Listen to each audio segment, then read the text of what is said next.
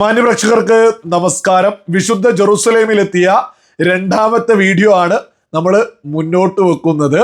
ഞാൻ ആദ്യമേ തന്നെ എടുത്തു പറയുകയാണ്, ഇസ്രായേൽ മുസ്ലിം വിരുദ്ധതയാണോ എന്നൊക്കെ പറയുന്ന ഒരുപാട് മരമൊണ്ണകളായിട്ടുള്ള ഇസ്രായേൽ ജീവിതത്തിൽ ഇന്നേ വരെ കാണാത്ത ഒരുപാട് നിറകെട്ട ആളുകൾ നമ്മുടെ കേരളത്തിലുണ്ട്.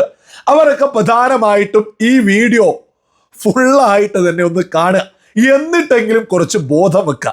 അവർക്ക് വേണ്ടിയിട്ട് പ്രത്യേകമായിട്ട് കുറച്ച് വീഡിയോകൾ ഞാൻ എടുത്ത് വെച്ചിട്ടുണ്ട്. അത് നമുക്ക് ഇവിടെ തന്നെ മുന്നോട്ട് വെക്കാം.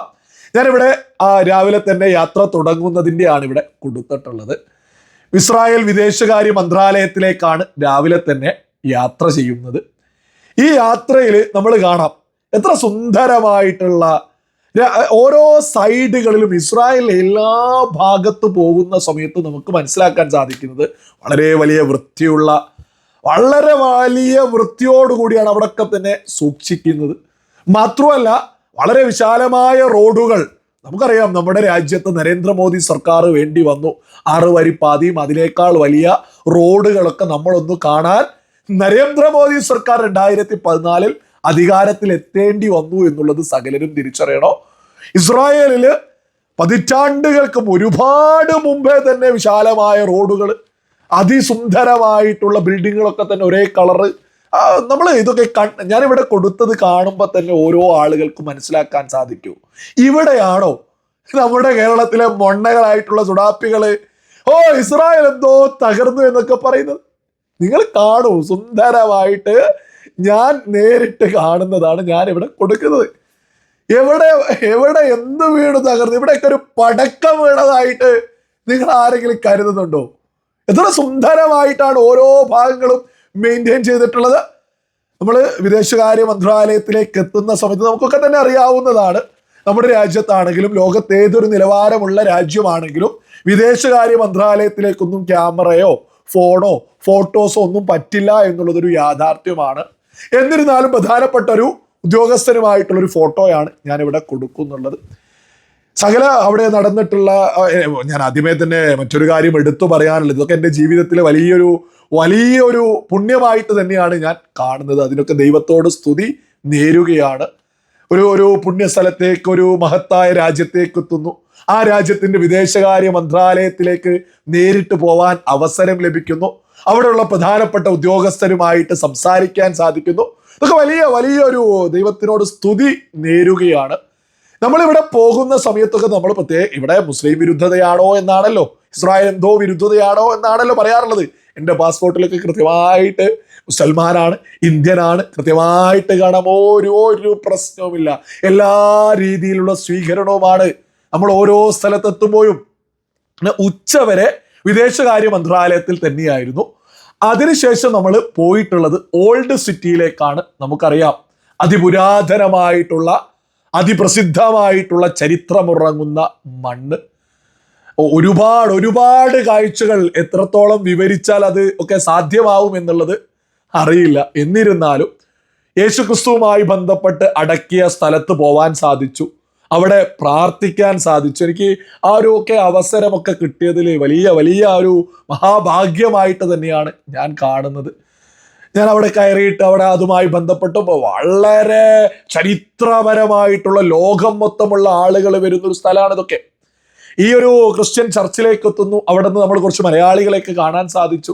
നമ്മുടെ വീഡിയോ ഒക്കെ കാണുന്ന പ്രേക്ഷകരായിട്ടുള്ള ആളുകളെ കാണാൻ സാധിച്ചു. ആ ഒരു യേശുക്രിസ്തു ഒക്കെ ആ ഒരു സ്ഥലത്ത് അതിൻ്റെതായ ഒരു മഹത്വവും അതിൻ്റെതായിട്ടുള്ളൊരു പുണ്യവും എല്ലാം തന്നെ തൊട്ടറിയാൻ സാധിച്ചു എന്നുള്ളതാണ് യാഥാർത്ഥ്യം. അതിനുശേഷം വെസ്റ്റേൺ വാളിലേക്ക് നമുക്ക് പോകാൻ സാധിച്ചു. അവിടെ എനിക്കൊരു കൗതുകം എന്നൊക്കെ പറയാം. അവിടെ എന്ത് ആഗ്രഹമുണ്ടെങ്കിലും അവിടെ എഴുതിയിട്ട് അവിടെ കൊടുക്കാമെന്ന് പറയുന്നുണ്ട്. നമ്മൾ അതുപോലെ തന്നെ ആഗ്രഹങ്ങളൊക്കെ എഴുതി അവിടെ കൊടുക്കുന്നു. നമുക്കാവുന്നത് പോലെ നമ്മൾ അവിടെ നിന്നും പ്രാർത്ഥിക്കുകയൊക്കെ ചെയ്തു. അവിടെ ഈ സ്ഥലങ്ങളിലൊക്കെ പോകുന്ന സമയത്ത് നമ്മൾ കഴിഞ്ഞ വർഷങ്ങളിലൊക്കെ തന്നെ 2023 സമയം മുതലൊക്കെ തന്നെ നമ്മൾ നിരന്തരം സംസാരിച്ചുകൊണ്ടിരുന്ന പുണ്യ ജെറുസലേം, വിശുദ്ധ ജെറുസലേം, അവിടെയുള്ള അതിപുരാതന ചരിത്രപരമായിട്ടുള്ള കാര്യങ്ങളെക്കുറിച്ചൊക്കെ നമ്മൾ പറയുന്ന സമയത്ത് ഒരിക്കലും പ്രതീക്ഷിച്ചിട്ടില്ല ഇതുപോലെ പോയിട്ട് ഇതൊക്കെ നേരിട്ട് കാണാൻ സാധിക്കുമെന്നൊന്നും. ഇന്ന് ആ ഒരു സ്ഥലത്തൊക്കെ പോയ സമയത്ത് അതിൻ്റെതായ എല്ലാ സന്തോഷവും ഉണ്ടായിരുന്നു. മറ്റൊരു കാര്യം എടുത്തു പറയാനുള്ളത്, പുണ്യ മസ്ജിദുൽ അക്സ വളരെ അടുത്ത് നിന്ന് കാണാൻ സാധിച്ചു. 5:30 വരെ അവിടെ കയറാൻ സാധിക്കൂ എന്നുള്ളതാണ് മറ്റൊരു യാഥാർത്ഥ്യം. ഈ സ്ഥലങ്ങളിലൊക്കെ, ഈ പുണ്യമായ സ്ഥലങ്ങളിലൂടെയൊക്കെ തന്നെ നമ്മൾ യാത്ര ചെയ്യുന്ന സമയത്ത് നമ്മൾ അവിടെ മറ്റൊരു കാഴ്ച കൂടി കാണുന്നുണ്ട്. ഒരുപാട് പർദ്ദയിട്ട ആളുകൾ. ഇത് കേൾക്കുമ്പോഴേക്ക് ചില ആളുകൾ അതൊക്കെ യാത്രക്കാരായിരിക്കും, അവരൊക്കെ വല്ല സഞ്ചാരികളുമായിരിക്കും എന്നൊക്കെ പറയും. അവർക്ക് വേണ്ടിയിട്ട് പ്രത്യേകമായിട്ട് ഞാൻ മറ്റൊരു വീഡിയോ എടുത്തിട്ടുണ്ട്, അതും ഞാൻ ഇവിടെ കൊടുക്കാം. അതായത് അറബ് മുസ്ലിങ്ങൾ, അതായത് മുസ്ലിംസ് ആണ് അവിടെ മിക്കവാറും കടകളൊക്കെ നടത്തുന്നത്. ഞാൻ നേരിട്ട് കണ്ടതാണ് ഞാൻ ഇവിടെ കൊടുക്കുന്നത്. പ്രത്യേകം എടുത്തു പറയേണ്ടതാണ്, ഇസ്രായേലി സൈനികർ ഈ പറയുന്ന അറബ് മുസ്ലിംസ് നടത്തുന്ന കടകളിലൊക്കെ കയറുന്ന ഫുഡ് കഴിക്കുന്നുണ്ട്. നമ്മൾ നേരിട്ട് കാണുന്നതാണ് നമ്മൾ ഇവിടെ മുന്നോട്ട് വെക്കുന്നത്. അറബ് കടകള് ഒരുപാടുണ്ട് ഇസ്രായേൽ. അതൊക്കെ നമ്മുടെ കേരളത്തിലെ സുഡാപ്പികളും ജിഹാദികളും തീവ്ര ചിന്താഗതിക്കാരും എങ്ങനെയാ സഹിക്കുക? ഒരുപാട് അറബുകൾ, അതായത് മുസ്ലിങ്ങൾ അവിടെ കട നടത്തുന്നുണ്ട്. ജെറുസലേമിലായി പറയുന്നത്, ഇസ്രായേലിന്റെ മണ്ണിലെ പർദ്ദയിട്ട തെരുവുകളിലൂടെയൊക്കെ നടക്കുമ്പോൾ പർദ്ദയിട്ട ഒരുപാട് ആളുകളെ കാണാൻ സാധിക്കുന്നുണ്ട്. മുഖം ഈ പറയുന്ന ഹിജാബൊക്കെ ധരിച്ചിട്ട് ഒരുപാട് ആള്. നമുക്ക് തന്നെ അത്ഭുതം തോന്നും, ഇത്രയും ആളുകളുണ്ടോ എന്ന്. അവിടെയൊക്കെ തന്നെ ഇതുമായി ബന്ധപ്പെട്ട സെക്യൂരിറ്റികളുണ്ട്. ഇവരൊക്കെ തന്നെ ഇത്തരം കടകളിൽ കയറുന്നുണ്ട്. അതായത് നമ്മുടെ കേരളത്തില് മുസ്ലിം ലീഗ് മുതൽ, ഇവിടെയുള്ള കോൺഗ്രസ് മുതൽ, ഇവിടെയുള്ള CPM മുതൽ ഇസ്രായേലിനെതിരെ എന്തിനാണ് നിലകൊള്ളുന്നത്? എന്തിനാണ് അതും പൊക്കി പിടിച്ച് ഇവിടെ പ്രശ്നം ഉണ്ടാക്കുന്നത്? ഇവിടെ Jamaat-e Islami, popular front, SDPI, ഇങ്ങനെ സകല ഗുലാബികളും കൂടി ഇവിടെ എന്തിനാണ് പ്രശ്നം ഉണ്ടാക്കുന്നത്? ഞാൻ ഇസ്രായേൽ നേരിട്ട് കാണുന്ന കാഴ്ച എന്ന് പറയുന്നത്, ഇവിടെ മുസൽമാന്, ഇവിടെ ഈ ജൂത മതത്തിലുള്ള ആളുകൾ, ക്രിസ്ത്യാനി ആയിട്ടുള്ള ആളുകൾ, ഹിന്ദു ആയിട്ടുള്ള ആളുകൾ ഇവിടെ വളരെ വലിയ ഐക്യത്തോടു കൂടി. മറ്റൊരു കാര്യം എടുത്ത് പറയാനുള്ളതാ, നമ്മൾ എവിടെ പോയി കഴിഞ്ഞാലും അവിടെയുള്ള ഈ സ്ഥലത്ത് നമ്മൾ പോയി കഴിഞ്ഞാൽ അത് വിദേശകാര്യ മന്ത്രാലയമാണ് അവിടെ. ഇനി ഏത് സ്ഥലത്ത് പോയാലും ഉദ്യോഗസ്ഥര് നമ്മുടെ രാജ്യത്തിന്റെ പ്രധാനമന്ത്രി നരേന്ദ്രമോദിയെ കുറിച്ച് വളരെ അഭിമാനത്തിൽ സംസാരിക്കുക. വളരെ അതായത് അത് പറഞ്ഞറിയിക്കാൻ സാധിക്കില്ല, അത്രത്തോളം അഭിമാനത്തോടു കൂടി ഈ ഇസ്രായേലി ആളുകൾ, ഉദ്യോഗസ്ഥന്മാര് വലിയ രീതിയിൽ സംസാരിക്കുക. ഇസ്രായേലി പ്രധാനമന്ത്രി ബെഞ്ചമിൻ നെതന്യാഹു, നമ്മുടെ പ്രധാനമന്ത്രി നരേന്ദ്രമോദി വലിയ ബന്ധത്തിലാണ്. അത്തരം കാര്യങ്ങൾ. അതേപോലെ തന്നെ ഇന്ത്യയിലെ ആളുകൾ, മറ്റൊരു കാര്യം എടുത്തു മനസ്സിലാക്കേണ്ട വളരെ പ്രധാനപ്പെട്ട ഒരു കാര്യമുണ്ട്. അതായത് ഇവിടെയൊക്കെ ഈ സൈന്യത്തിലൊക്കെ അവരുടെ സേവനം, ഈ തുടക്ക സമയത്തുള്ള അവരുടെയൊക്കെ സേവനം കഴിഞ്ഞാൽ അവരൊക്കെ ടൂറ് പോവാറുണ്ട്. അവിടെ വിദ്യാർത്ഥികളായിട്ടുള്ള ആളുകൾ സൈനിക സേവനം കഴിഞ്ഞാൽ അവർ പ്രധാനമായിട്ടും നമ്മുടെ രാജ്യത്തെയാണ് തിരഞ്ഞെടുക്കുന്നത്, ഇന്ത്യയെ.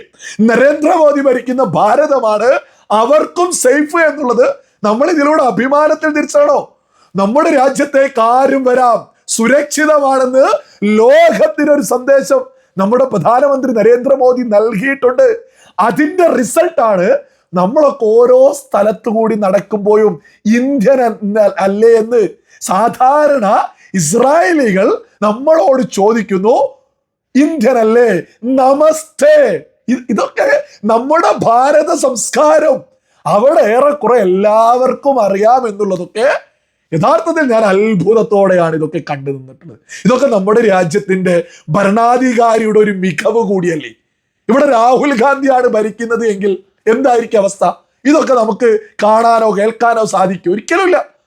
അവിടെയുള്ള ഇസ്രായേലികൾ, അതായത് നമ്മൾ എവിടെ എനി സ്ഥലത്തായി പറയുന്നത്, എവിടെ പോയാലും ഇന്ത്യനാണോ എന്ന് ചോദിക്കുക. നമ്മുടെ സംസ്കാരത്തെ കുറിച്ച് നമ്മൾ സ്വീകരിക്കുന്ന രീതി, നമസ്തേ, നമസ്കാരം, എത്ര സുന്ദരമാണെന്നോ. ഇതൊക്കെ അത്രത്തോളം കണ്ടറിഞ്ഞത് കൊണ്ടാണ് നമ്മുടെ ഒരു ഇന്ത്യൻ എന്ന നിലയ്ക്ക് നമുക്ക് എത്രത്തോളം അഭിമാനം വരുമെന്നോ. നമ്മൾ ഈ ജെറുസലേമിന്റെ ഈ ഓരോ തെരുവിലൂടെ, ആ വിശുദ്ധ മണ്ണിലൂടെ നടക്കുമ്പോൾ അവിടെയുള്ള പൗരന്മാർ നമ്മുടെ രാജ്യത്തെക്കുറിച്ചോ നമ്മുടെ പ്രധാനമന്ത്രിയൊക്കെ കുറിച്ച് പറയുമ്പോൾ എത്രത്തോളമാണെന്നോ അഭിമാനം ഉണ്ടാവുക. ലോകത്തിന്റെ ഏതൊരു കോണിലെത്തിയാലും ഇന്ത്യൻ എന്ന നിലയിൽ അഭിമാനത്തിൽ തലയെടുപ്പോട് കൂടി നമുക്ക് നടക്കാൻ സാധിക്കും എന്നുള്ളതൊക്കെ അത് എത്ര എത്ര അഭിമാനമാണ്.